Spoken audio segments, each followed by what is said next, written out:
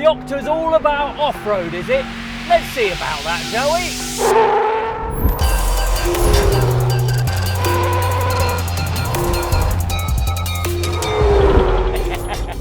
Sideways at 90 in a Defender. Woohoo! Coming up in this video, we'll see how the Defender Octa handles itself on the racetrack and off-road to see if it's the ultimate all-rounder. And then we'll throw in a little wild card, which may have a claim to that title too. And stick around to see a two-time Dakar winner show Jethro how to really drive. So let's tell you a bit about this Octa. It is, with that M5 engine in it, twin-turbo 4.4 litre, mild hybrid, very, very mild. I suspect this is doing about 4 to the gallon currently. 626 horsepower and a lot of torque, 533 pounds-foot of torque. I think it's 590 with the overboost on it. It's a bit like an angry rhino, this. It's so soft on the suspension that you are almost sort of Scandinavian flicking it into corners under the brakes. You can sort of wave it over like that and then just charge on. But it doesn't particularly like changing direction. Those tyres are just sort of yawning and heaving and out over the rumble strips into the fast last corner at 90 miles an hour, 95 miles an hour. I think that'll do. So you can take this on track and it is quite amusing and funny, but I think it would be much, much happier in its natural environment.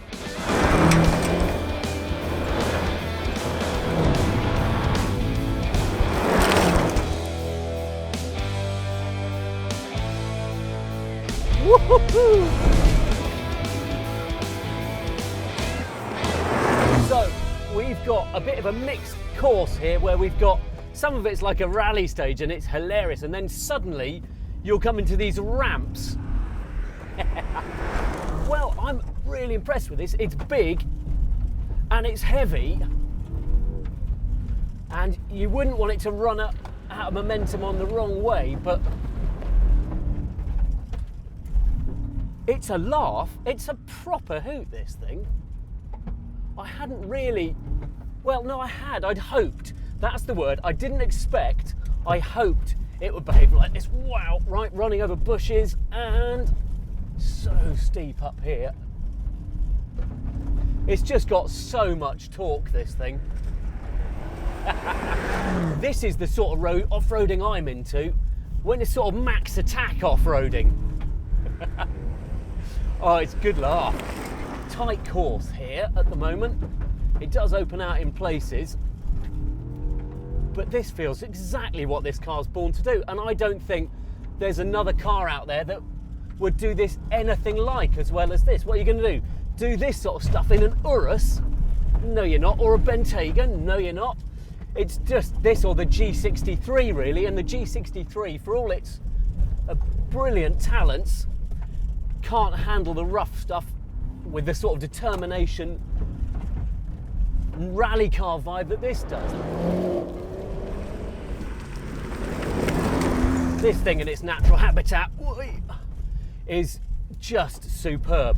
Now, you know, it's pulling a decent amount of G around the corners up here. I know some of them are banked and stuff, but we're pulling up 0.9 of a G around some of this stuff, and these tyres are really biting under the brakes as well. So you just hit the brakes and yeah, it skids a bit, but they're stopping. I've, you know, pulled nearly a G under braking. But what's more, the suspension feels like it can cope. You can hurl it at these steep ramps and it's never caught so much as a sump guard. And it feels cushioned and yet precise enough to really cope.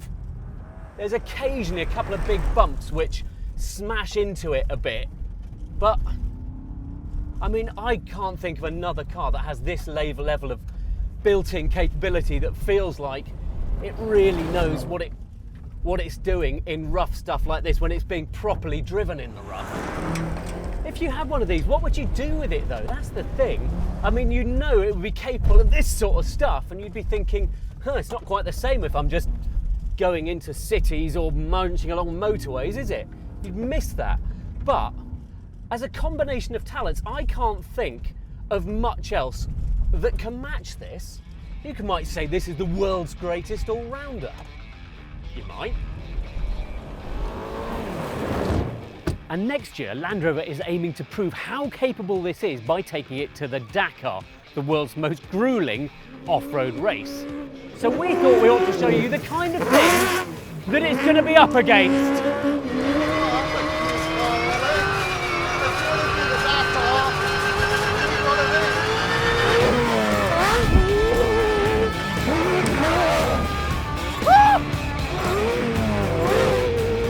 So yeah, this isn't really a fair comparison, but the Raptor T1 Plus reveals the ultimate conclusion to chasing all-terrain performance and durability with a healthy disregard for things like monetary constraints.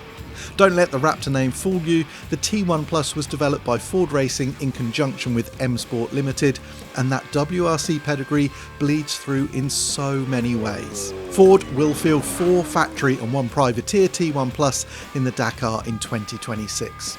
Just one on a small rally stage is already spectacular. How can a 5-litre Coyote V8 lifted from a Mustang sound this insane?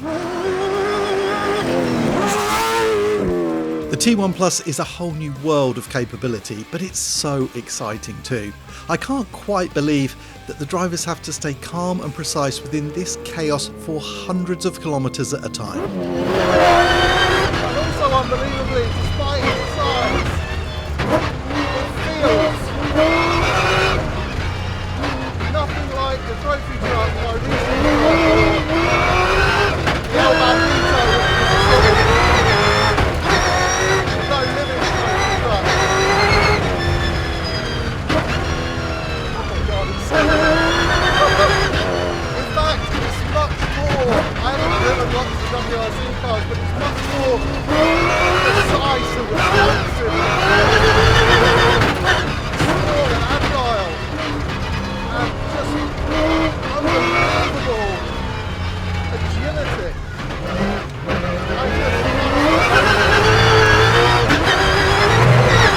Unfortunately, to get lots of speed out of it, insane amounts of commitment, which I'm struggling to find.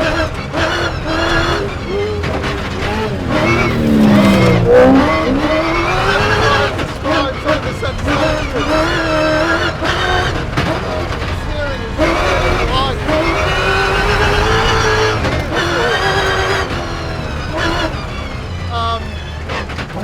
Speed of response so incredible chassis, which has 4 coilover dampers and 4 high-class dampers.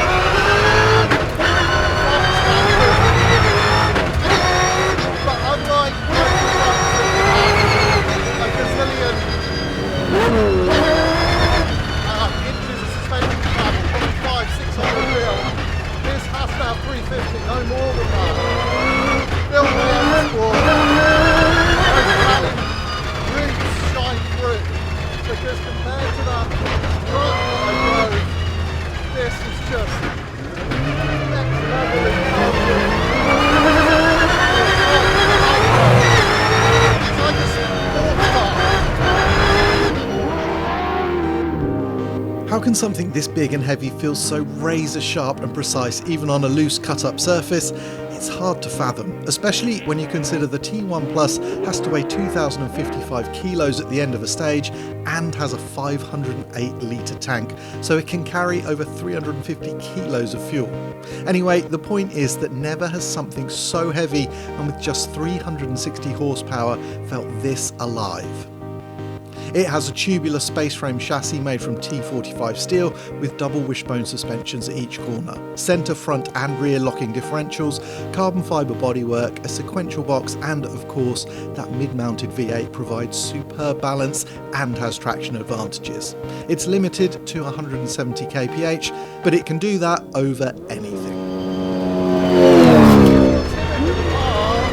Which I am here because there's a big drop off. It will understand.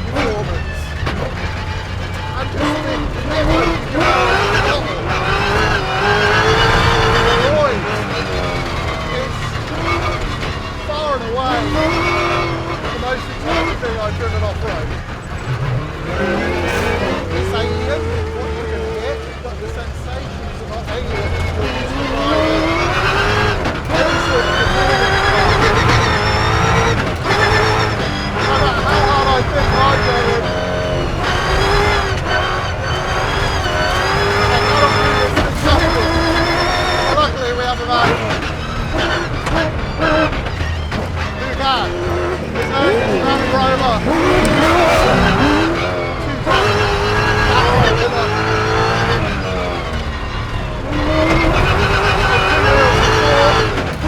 and I doff my cap to this dude.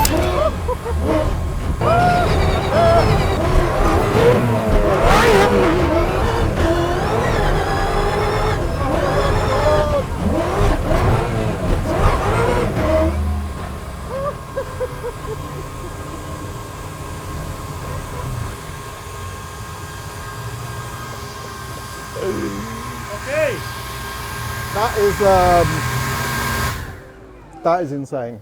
Yeah. That is so much fun. The thing is so capable. I can't get over, for me, I know you're using the brake to pitch it and stuff, but you don't feel huge amounts of movement, do you? It just, when you brake to get it to turn, the truck dives, but it's not like it's on its nose. Yeah. It's really so In the clever. end, this is our job to also make the good setup on dive. Yeah. On the geometries, okay? This is, we must to be really accurate, to have a good geometries when the car is heavy, when the car is empty. Amazing. Okay, and now we have a just dive to really put the car and turn well. If you have not support in geometry and the car start to move a lot, imagine when you have 500 liters. Yeah, you get out of it's like a boat, you Yeah. know? And all the car, it's amazing. The noise, I think you love the noise of the car. Yeah. I'm blown away by the car. Yeah. I didn't quite know what to expect, but I thought more softness, more roll, Like and a a lot 4x4. Yeah, like and a momentum, you Yeah. know. And this, you're just like pinned and I tell to you this sharp. morning. I know, but you can say it, but you can't believe it until you feel Yeah, it. I say to you, it's like a big wall rally car. Yeah, it is. And it's this.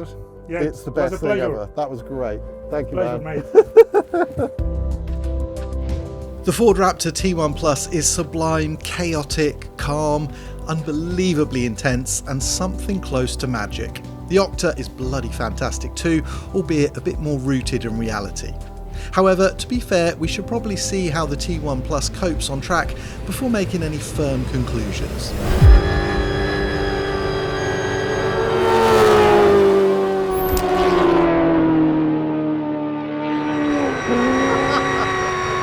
I don't really think any words are necessary. But let me try some. We started this video wondering if the Octa is the ultimate all-rounder. I think we now have a different answer. If you want a car that can do everything, you need a Ford Raptor T1 Plus. I would like one very much.